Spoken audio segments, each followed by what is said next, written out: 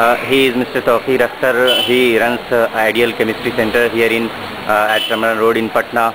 Patna has been over the last few years the center of several thousand coaching centers. Here almost a few lakh students are learning and studying in these coaching centers mainly because the colleges have gone bankrupt in the sense that there are no classes and no study centers there in colleges. So we talked to Mr. Tawqeer Akhtar about a recent law that the state government is bringing about to control these coaching centers. Mr. Tawqeer, आप बताइए कि ये जो state government एक कानून लाने जा रही है कि यहाँ जो बहुत सारे हज़ारों जो कोचिंग सेंटर बन गए इनको कंट्रोल करने के लिए, इस कानून के बारे में आपकी क्या राय है? इस कानून में मेनली जो देखा जाएगा तो जो लॉ यानी कई पॉइंट इसमें किया गया है।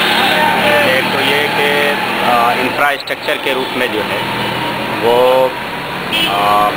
एक स्टूडेंट पर 1 मीटर स्क्वायर एरिया प्रोवाइड करना है, और फिर साइकिल स्टैंड है, फास्ट एड है, फ्रेश वाटर है और भी दूसरे जो फैसिलिटीज़ हैं।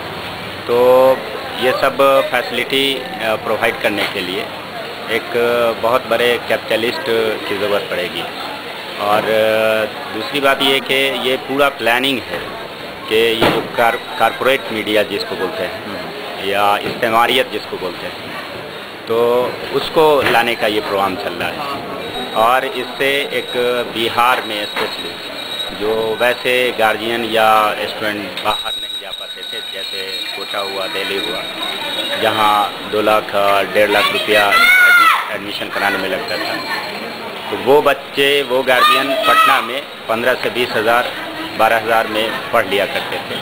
लेकिन अब ऐसा लगता है कि अगर ये रूल, ये कानून अगर इस्टेब्लिश हो गया, लागू कर दिया गया, तो ऐसे गार्जियन के लिए, ऐसे गरीब बच्चों के लिए जो है ये पटना जैसे शहर में भी पढ़ना मुश्किल होगा। ये बहुत बड़ा एक अलमिया कहा जा सकता है। लेकिन आपको लगता नहीं कि जिस तरह से कोचिंग सेंटर्स पटना में एक इंडस्ट्री की तरह काम कर रहा है, ज़रूरत है कि ऐसे कानून के इनको कंट्रोल किया जाए ताकि जो स्टूडेंट्स के इंटरेस्ट हैं, उनके जो फ़ायदे हैं, उनको भी सामने रखा जा सके? नहीं, तो इसमें उसको कंट्रोल करने के लिए बहुत दूसरे भी यानी तरीके अपनाए जा सकते हैं। जैसे इसमें एजुकेशनिस्ट को रखना चाहिए था, न कि अब आपको मालूम होगा कि इसमें पूरा इंस्पेक्टर राज को रख दिया गया है। और ये इंस्पेक्टर राज जो कि एकदम ये कहा जा सकता है कि घूसखोरी बढ़ जाएगी इससे।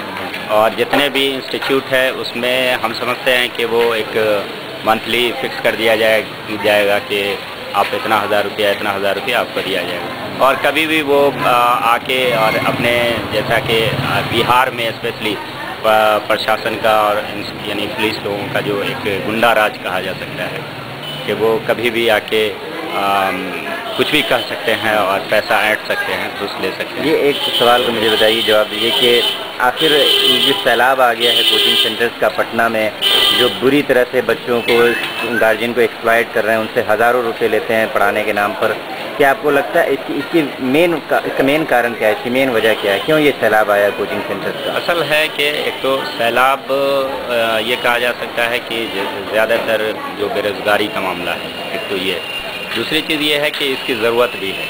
आज आपको मालूम होगा कि ये कोचिंग ही की देन है कि आज बिहार से पर ईयर जो है वो सैकड़ों स्टूडेंट जो है वो IIT और एम्स मेडिकल वगैरह में और दूसरे UPSC कमीशन वगैरह में भी निकल रहे हैं। आपको मालूम होना चाहिए कि पिछले ईयर में भी जो है IIT टॉपर जो हुआ है वो हमारे बिहार का हुआ और यहीं पटना से पढ़ के निकला है। तो एक तो ये इसकी ज़रूरत भी है आज इस पटना को।